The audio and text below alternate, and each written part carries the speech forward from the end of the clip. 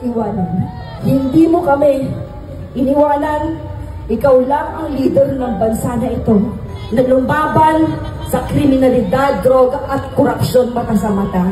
Inalay mo, Tatay Digong, ang buhay mo para sa amin, para sa aming bayan. Hindi ka namin iiwanan.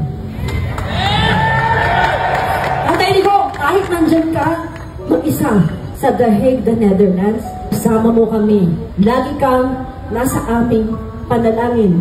Tatay Digong, mahal ka namin. Mahal niyo po ba si Tatay Digong?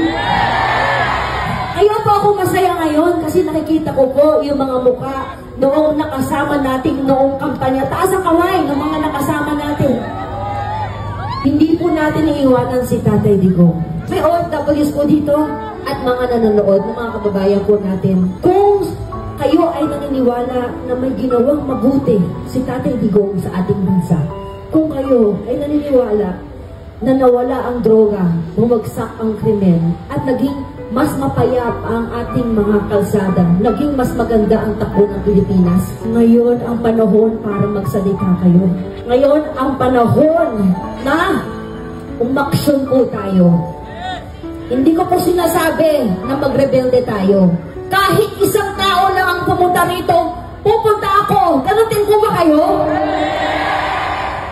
Iparamdam po natin kay Tatay Digong ang ating pagmamahal at hindi po natin siya iiwanan. Isa lang ang kulang talaga dito eh. Sino? Si Tatay Digong. Kaya, bring back Tatay Digong! Bring PRRD home! Diyos na po ang bahala. Sabi sa Biblia, hindi mo ba? Vengeance is the Lord's. Maraming salamat!